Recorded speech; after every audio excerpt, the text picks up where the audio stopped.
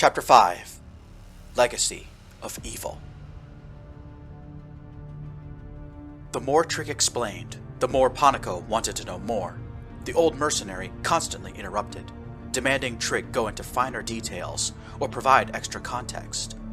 Pentua chimed in with extra context wherever she could, but no amount of discussion was enough to satisfy Ponnico. He needed to know more. After heated back and forth, Ponnico paused the interrogation. He asked Trig and Pentua to sit down with him at the public park. It was across the street from Eddleton Secondary School. The trio selected a bench facing away from the emergency workers, toward a public fountain.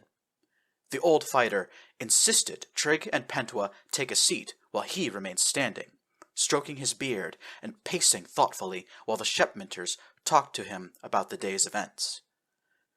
When Ponnico heard Trig say, "I've felt weird things like this before," he raised a hand and stopped the youngster. "What do you mean?" Ponnico asked. "What happened before? The sense of doom? The premonition?" "Premonition?" Trig repeated. "Is that what it's called?" "Yes, the premonitions," Ponnico answered. "They've happened before." "The highway incident," Pentua muttered. "Yeah, the highway incident," Trig agreed. Ponnico raised an eyebrow and he made a gesture, asking the two of them to elaborate. Pentua sighed. 2 years ago, I wanted to visit my husband's grave on the far side of the colony, Pentua said. I got in my car and asked Trig if he wanted to join me. Trig put his head in his hands. He could feel his body starting to shake from a mixture of embarrassment and fear. "I freaked out," Trig confessed. I don't know what happened. I just freaked. Begged Pentua not to go, kicked and screamed, told her something awful would happen if she made the drive." "Did something awful happen?" Ponnico asked. Trig nodded. "An irrigation machine broke free from its rail," Trig said, "rolled across Highway 5 and crushed the front of her car. The colony surgeon said I was a centimeter away from death," Pentua confessed.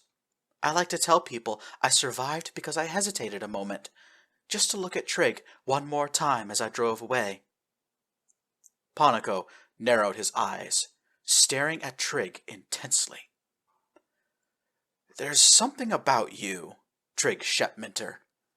Ponnico spoke in a thoughtful rumble. "What are you not telling me? Have you encountered anyone unusual lately? Someone besides myself asking around or saying things that don't make sense?"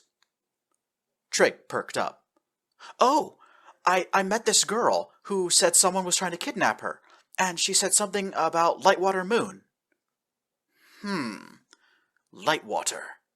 That's the MSI refugee world," Ponnico mused. "How'd she get here, then?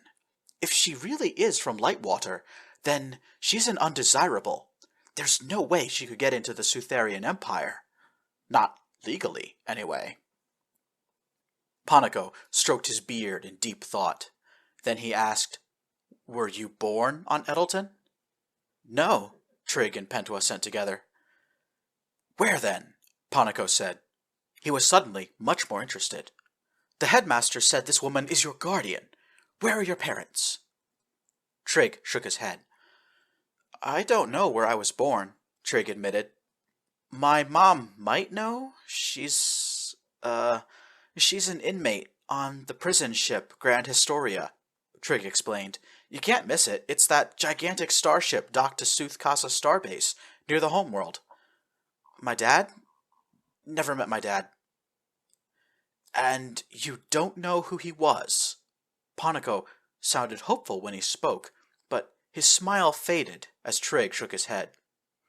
"We don't know," Trig started to say, but Pentua interrupted. "Trig, that's not entirely accurate." Trig and Ponnico looked at Pentua. She had gone as white as a sheet, her face full of powerful emotions Trig could not read. Pentua led Trig and Ponnico to her house in the countryside, about 3 kilometers away from the school. Pentua moved with such purpose that her cane dug holes in the dirt road. She knocked the door open and held it while the other two entered. Tenna was sitting at the dining table, sipping from a mug of hot tea. At some point during the day, she had changed out of her boy disguise and was wearing a simple white dress. She startled when 3 people came through the front door, but calmed down when she spotted Pentua and Trig. Pentua guided Trig and Ponnico to her bookshelf. Ponnico stared at Tenna for a moment, who blushed and turned in her seat to face away from the others. "Trig, when the law took your mother away, she left me a box and a piece of paper with very specific instructions written on it," Pentua explained. "Instructions?" Trig repeated. "Your mother, Kara, she knows exactly who your father is," Pentua said. "Her instructions said that I was to share the secret with you if a set of highly specific criteria were met." Trig took a step back and bumped against one of the end tables. Ponnico stroked his beard and widened his eyes. "Wait, so the school," Trig breathed. "Did my mom know about me dreading bad stuff?" Pentua took a very deep breath, then shook her head. "No, she never guessed you were going to have premonitions, but you weren't too far off the mark, and I say you got close enough." Pentua used her cane to point at a bookshelf on the far side of the living room. The 2 Birkin looked up and spotted a brown box wedged between a pair of artistic crystals. Ponnico was closest, and he reached up to grab it. The box contained a handwritten note and a small jewelry case. Ponnico passed both of them to Pentua. She showed the note to Trig. "Your mother wrote this," Pentua explained. "She told me if you suddenly developed the ability to read minds, I was supposed to tell you who your father was." "Read minds?" Trig and Ponnico repeated. "Premonitions are not the same as mind reading, but it's close enough for me to call it," Pentua said. "You've had dozens of them before. Like I said, good enough." "Had you been born on the homeworld, you would have been exiled as a telepath, boy," Ponnico commented. "Then you and Tenna would have been able to live together." Tenna's face turned red, and she squirmed awkwardly. Pentua raised the sheet of paper and began to read aloud. "Trig, I need to beg for your forgiveness. Since the day you were born, I have kept a painful secret from you. I was planning to hide this knowledge from you for as long as you lived. However, I knew there was a slim chance that you may develop telepathic ability. If that happens, I know it will be a sign that you are starting to take after your father. It means I will have to tell you the truth about him. You are the son of Malum Ralpakin, the great Khan. You were born aboard his flagship while it was at the necropolis. I took you away during the Battle of Lightwater, just before your father was slain. Inside this box you will find a pendant. Wear it at all times. Do not allow anyone to take it from you. It will protect you. No matter what happens, no matter what you decide to do or what you become after this moment, I will love my son. Best fortunes to you, Trig Shepminter." Trig opened the small case while Pentua finished. Inside, he found a blue crystal with a slim core of dark green in its center. Aside from the metal catch used to attach the crystal to the necklace, the pendant itself was strangely shaped. It looked like the shard of a much larger rock, broken off the whole by considerable force. An ornate symbol was carved into the crystal. Trig looked at Pentua, who nodded. Trig donned the necklace, pausing to admire the blue crystal. From the dining table, Tenna yelled, "Oh my gosh! No way!" Tenna sprang out of her chair and moved swiftly toward Trig, her long red hair flowing behind her like a cape.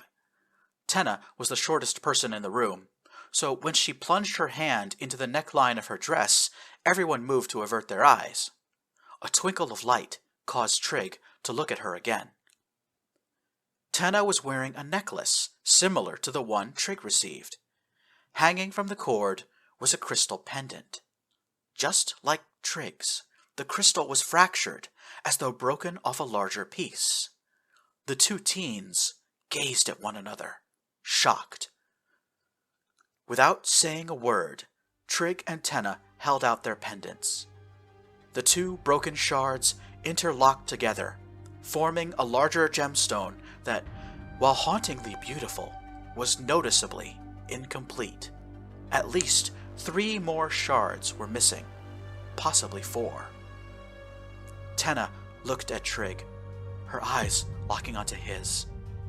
Trig could see that she was completely awestruck, her cheeks reddening, her mouth falling open, her eyes wide and shimmering like stars in the night sky. Trig felt a lurch in his stomach that had nothing to do with nerves. Ponnico let out a shaking gasp and held onto the armrest. He looked terrified. "I don't believe it," he breathed. "I can't believe it."